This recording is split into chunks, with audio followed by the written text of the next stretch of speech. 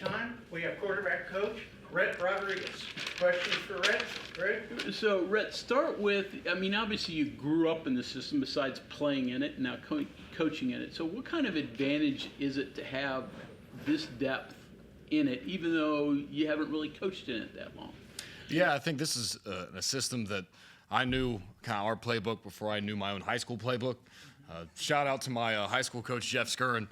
I probably drove him crazy with all the things like, oh, well, we do this play. Like, can we put that in? And he's like, Rhett, you'll get there eventually. But it has been cool to see just all the places we've been over the years between, of course, when we were here the first time, back around to Michigan, Arizona, Ole Miss, Louisiana Monroe, Jack State, how certain aspects of the offense have stayed the same and certain aspects have changed. I've had a front row seat to the whole thing, so it's been really cool to see how it's evolved over the years. And I've been one of the few people who've been in that front row, kind of seeing that all over the years. So it's been really cool to see. So how has it evolved? How is it different than it was 17 years ago when your dad was here the first time? Yeah, I think something that we've consistently gotten faster over the years, just with how fast we snap the ball. We've always been a team, we say we like to play with 11, so the quarterback run game is a big aspect of what we do. It's always been a big aspect of that. But now I think we play a lot more 11 personnel with the tight end in. Before we had, Owen Schmidt as a fullback all the time. He was kind of a fullback tight end. Now we have more of a traditional tight end that could be in the core, outside, split out. And the reason for that being that now you don't have to sub in and out for whenever we go fast and go up tempo. So I think that's been a big aspect of it. And then just RPOs, especially over the past few years. Tyler Huff, our quarterback at Jack State, was really comfortable with it. Last year we did more RPOs than I think any other year that we did. So that's been a new aspect of it as well. Right. What's your relationship and dynamic of Pat White being with you now? Because that's a little different. Not only are you breaking into coaching kind of officially, but you have someone who can argue as the greatest quarterback in program history working right with you and did it. Yeah, how awesome is that, man? I get to, when I was, this building was a little different the last time around, but growing up, me and Raquel were always running around, and between Rasheed Marshall, Pat White, Noel Devine, I got an old picture of me sitting on Rasheed's lap holding the number 1 up. So, yeah, how awesome is it that I get to be around with those guys every day? And the way I view it, we really have 4 quarterbacks coaches between me, Pat White, of course, my dad, and Travis Strickett. We really have 4 guys that all have eyes on the quarterback, so we're really well covered in that part of it. But, yeah, it's just awesome to be able to sit in meeting rooms with Pat and have him drop some wisdom here and there. He's always got some good things to say, so it's been really fun. How are you feeling about the quarterback room that you're working with so far going into spring practice? I've been impressed so far with what we got. I think we have a lot of depth at that position. That's something where, again, we always say we want to get at least 3 guys ready to go, ready to win with. And I always look at it as I'm trying to recruit people that were better than I was. So we got multiple quarterbacks who are more talented, better than I was, which is a step above of that, of course. And don't get me wrong, I wasn't too shabby myself. But I feel like we got pretty good depth in that position. Of course, the first spring, there's going to be some kinks to work out, but I've been pretty pleased with where we are right now. Is there Nico in particular returning? What do you see out of that, kind of like having that veteran presence that's been in the program a few years and has that kind of that experience that's in Morgantown at WVU in this building? Yeah, I think it's anytime you have someone with some experience. Of course, I know Garrett Green was a great player for us this past year and is moving on now being a receiver. Good for him. Hoping he does well at the next level. But Nico has played in some games, if I'm thinking right. He started 2 games last year, 2 games the year before, and won all 4 starts, which is always great. So you want to have people with game reps. Oftentimes, whenever you're replacing a starting quarterback, sometimes those other guys haven't got as many reps. But Nico having some game action is always a big step up because practice is one thing, the games are, of course, another. So we really have multiple quarterbacks now who have live, meaningful, in-game reps at different programs. So I think we're in a pretty good position. Rhett, I don't know if anyone's asked you this yet, but obviously Rich coming back coaching here is more than just taking a job. I mean, obviously this is coming back home for him, and everyone kind of knows the way it ended before. Was there any trepidation for you on not only you, but Rich deciding to come back here with the way that it ended before? Any concern whether you and your family would be fully accepted, whether it'd be something you guys want to do, whether you want to deal with the controversial part of that, if you know kind of what I'm asking? Yeah, I don't think the controversy is something that we're really focused on. I think we're all excited. whenever this position we knew it kind of had a chance. Of course, we were at Jack State dealing with the conference championship and all that type of stuff. But once this became open, of course, this is our home. Both my mom and my dad's side live here, so I've seen some cousins I haven't seen in a few years. We had a coach's clinic, and my cousin Sam was up here and doing all that stuff. So we'll have some Rodriguez family reunions coming up here soon, hopefully. But it's been really special. Just again, I've been back a couple times over the years just to see family, but I haven't spent a lot of time in Morgantown. And so it's cool to see, certain roads and certain buildings. I'm like, yep, I remember that. And then certain parts, I'm like, that wasn't there before. And so I think we're all really excited to be back. Of course, being at a Power 4 level and in the Big 12 conference is a huge position to be in. And so I think once this came open, of course, we love Jack State. We had a great time there. We love the players there.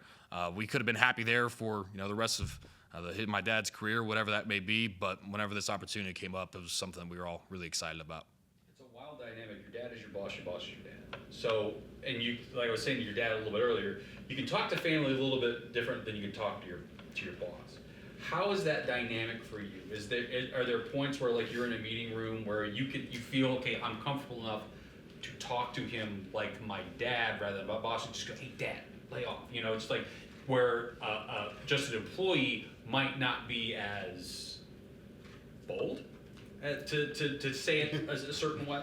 Well, yeah, I think, I don't know if I'm telling him to lay off very many times, but I think there's times where, like, again, I've been around our football programs, again, all the places that we've been to, and so sometimes I know what he's looking for, and I'm able to kind of read between the lines of the message that he's trying to share.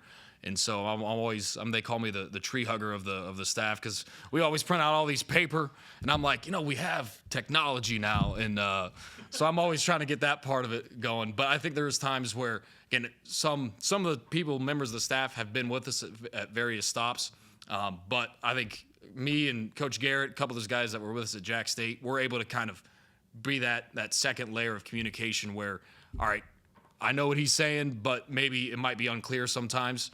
And so I think we're able to be kind of that communicator, and it's been pretty special you can eat breakfast, lunch, and dinner with, me, Raquel, and my dad. Not many people get to do that very often. So it's something we're very blessed and excited about. Well, and the other thing he mentioned, like he kind of joked, he's like, oh yeah, no, Rhett's gonna be on the earpiece. You don't want me on it, because, and he said, like, he's got a different kind of personality and way about him that really works, where I'm just gonna be screaming. He can really get to the heart of the matter. How do you feel that dynamic helps in building a quarterback room and kind of doing what needs to be done in getting the offense through what your dad wants to do? Yeah, I think that was last year at Jack State was the first year that you were able to have the quarterback communication, and I was the guy on the headset last year with him. And that was something where, again, my dad has a lot of things that he has to have kind of a global view. He's not just looking at the quarterback. He's looking at the offensive line, of course, the defense, too, when he's out there. So he's got a lot of things going on, especially also calling plays, that he has whatever, it's 5 seconds to think about a play and call it, and I can have my pure focus on getting the quarterback ready to go.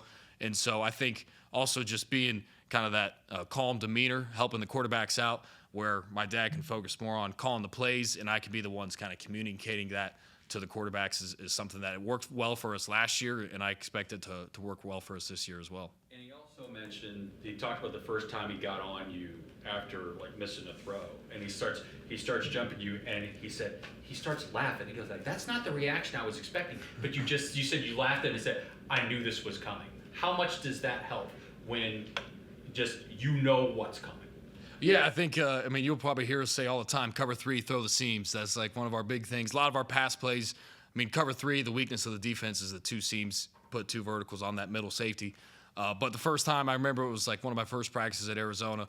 We called a 4 verticals play. I knew it was going to be cover 3, but I hesitated. I was waiting. And so I was like, I've heard a lot of people, get this correction at this point, and so I knew it was coming. I was like, this is my first time that I get to be targeted on me as opposed to someone else. But I think, again, that's something where I've grown up knowing the system, and it's, again, easier said than done sometimes to do some of our plays, but I've able to kind of see game reps and see how the offense has kind of evolved over the years. So sometimes we're kind of on that same page, and as a player, it was something where he kind of knew what I was thinking, I knew what he was thinking, and so there was almost like an unspoken communication, but sometimes it's spoken out loud.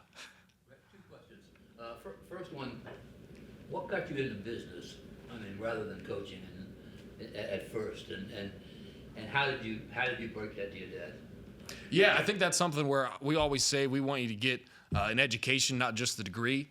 And, I've been in a kind of unique position where football has been my life. It's been our family's life, kind of everywhere we've been. And I wanted to experience my education and put that to use. And so I got a business management minor, or a business management major, then a master's in entrepreneurship, master's in psychology. And I wanted to put that to use before I got into football. I wasn't sure if I was going to coach or not. I knew that was probably going to happen, but I wanted to put that education to use.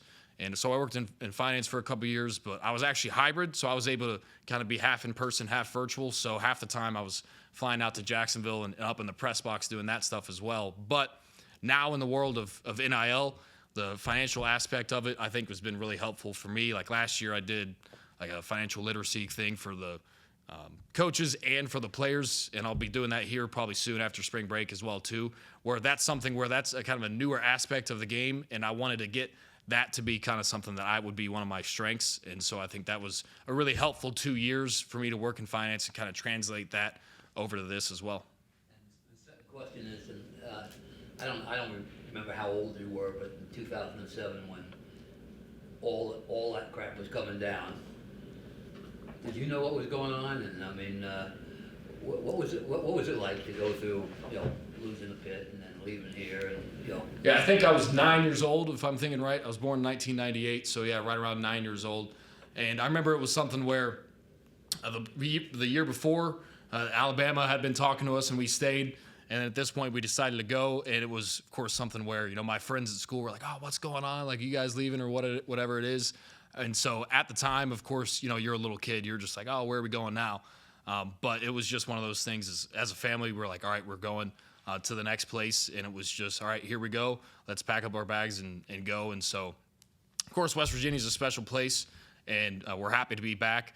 But at the time, it was just a matter of, all right, we thought that was best for us to do.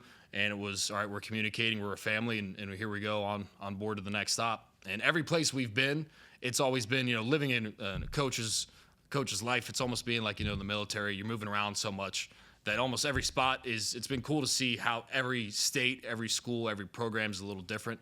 And so it's kind of a blessing in disguise of moving around, making new friends, and doing that. You grew up in your dad's system, played in it, you've coached in it. What does hard edge mean to you, both in general, like as someone in the program, but also as a quarterbacks coach specifically? And do you think this quarterback room you have now, how do you think they exhibit that hard edge mentality so far? Yeah, we talk about hard edge being mentally and physically tough at all times. You're going to get knocked down. It's how you get back up. And I think especially the way we play, we go so fast that sometimes it's chaotic. There's a lot of moving parts. And as the quarterback, you need to be kind of that calm in the storm. So you need to be the one. Of course, this isn't it's not, life or death, not a military type thing. But at the same time, it is kind of, bullets are flying, people are coming, people are blitzing. So it's a hectic environment, and we try to make it hectic on purpose. We try to go as fast as we can. And part of, I think, having that hard edge as a quarterback is, hey, if it's 4th and 1 and we need to get a first down, you're lowering your shoulder and you're running somebody over. And we don't want quarterbacks to take unnecessary hits. We don't need to be a superhero at all times. But as the quarterback position, we're an athlete. I always try to joke, I was a dual threat athlete. Might not always look like it. But you have to be ready. You have to be ready to run. And, of course, the first job as a quarterback is putting the ball where you need to be, being accurate. But at the same time, again, if it's 4th and short, we need 1 yard line to go to the goal line. We're not sliding. We're going head first, and we're getting that touchdown. And I think that's what hard edge is all about. Recruiting stuff for you. How much did you have to do with the 2 quarterbacks you brought up from the portal? Yeah, I think that was something. Again, we lost Garrett Green from last year. We had, I think, another quarterback in the portal and transfer from there. Again, if there's one position that we're probably going to oversign at, it will be at quarterback because, again, as everyone knows, if you don't have a strong quarterback room, it could just, even if you have one guy, he gets hurt, now your season's over. That's not in a good position to be in. So every place we've been, we've signed multiple quarterbacks. And, again, having Nico coming back from last year, we felt good about him. But we also wanted to surround him with multiple people who have game reps, who have game experience. And so right whenever, we got this job, of course, the transfer portal had opened up. Me and a couple other members of the staff tried to identify who are the quarterbacks that are in the portal that we can get that have some game experience. Again, the first thing that we looked at was, who has actually played in games, and we wanted to sign multiple people that had that experience. And so that was kind of the first thing that we looked at when we got the job was who's in the portal, who can we get? And I feel pretty good, again, about where we are in that room. Was there like a cap on it? Like, hey, you can get 2, not 4. I'm sure you want to have as many as you can, right? But Yeah, we wanted to get at least one out of the portal, and then we were able to get 2 of them, so we felt even better. Again, that's a position where right now, first spring, you want to have multiple guys that are ready to go, ready to play. You want to get multiple guys that you feel comfortable with put out there in the game. And it was a position where if we have someone that we don't want to take someone and reach on somebody just to get a body, but if there are multiple quarterbacks that we liked, that we wanted, which we did, we were able to sign both of them. And I think everyone in the quarterback room has been pretty impressive so far. how do you recruit out of the portal? Because like it's so different in person for high school stuff, right? You probably still know that, right? But like, and they're different players too, the 2 you brought in from the portal, but they're here because they have some quality or qualities that you like. Like, where do you begin it? How do you find that? Yeah, so high school recruiting, of course, especially with quarterbacks, it's a longer process where sometimes these guys are getting identified as a freshman, as a sophomore. And so a lot of times it's more of like a 2-year process or whatever it is where you're bringing them into camps. You're maybe seeing them at their school. Then they're coming to you on official visit. Like right now we have some scheduled in April, a lot of guys coming in June. In the portal, it's kind of like speed dating. You say, you got to identify, okay, are you interested? Are we interested? Now let's set up a visit. So it was with 2 quarterbacks that we had, Jalen and Max, that both transferred in. We'd talk to them on the phone. I had a good conversation. We say, okay, is there interest here? Yes. Let's fly them out, set up an official visit. And it was like, hey, you're here. And within a day or so, you were committed. So it's one of those things where it is not a long, drawn-out process. There's certain windows, of course, that you have to stay within. So those both with Jalen and Max, it was like, hey, here's a phone call, here's a conversation. Let's get you out here. Let's put you on a visit. And heck, half these campus tours I was going on with them. I didn't know this campus that well either. So yeah, both of those were a really fast process, but we're happy with where we're at. With recruiting, does it had to come natural for you? Is it something you had to learn, or? And also, what areas are you going to be targeting for recruiting? Yeah, I think, and that was the other part of the job that I had was I spent a lot of time cold calling, and so if my job before was I was calling financial advisors and trying to convince them to use our products and services. So I'm like, if I can convince a guy who's been a financial advisor for 20-something years to use one of our products, it's a little easier to convince a transfer guy or a high school quarterback to come to West Virginia football. You have a great pitch to sell. But again, that's something where I felt like I wanted to get some experience out there recruiting.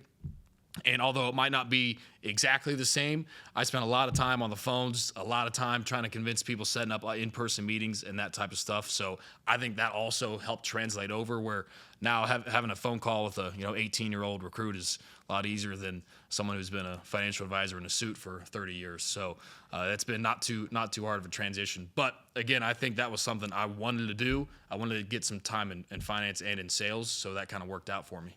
And recruiting areas for you? Recruiting areas, quarterback is one of those things where you are going national. And so, of course, we want to stay within kind of our 6-hour radius is what everyone's going to be focused on. But quarterbacks especially, you kind of have to go all over the country for them. So what skill set does a quarterback in the system have to have, and what's sort of flexible? Yeah, I think if we're not going to recruit any statues. And so, again, if we were forced in a position where we have to throw the ball 60 times a game, we'll throw the ball 60 times a game. But we want someone, you don't have to be a 4-5, you don't have to be a Pat White necessarily. Those don't come across very often. But we want someone who we say have to be a willing runner. You don't have to be, again, a blazing speed guy. But if that end squeezes, you have to get out there and get a first down on your legs. So that's the first part, being a good athlete. But then, of course, as a quarterback, you have to be accurate. You have to have a strong arm. So we're looking at that. And then within our system, you have to be a fast thinker. So someone who can process defenses quickly is another aspect that we're looking for. So kind of those are the 3 things. That are you a willing runner? Are you accurate? Do you have a strong arm? And then the third part is, do you get it football-wise? Do you have a high football IQ? Those are really the 3 things that we look at. Okay, thank you very much. Appreciate it. Thank you. Thanks.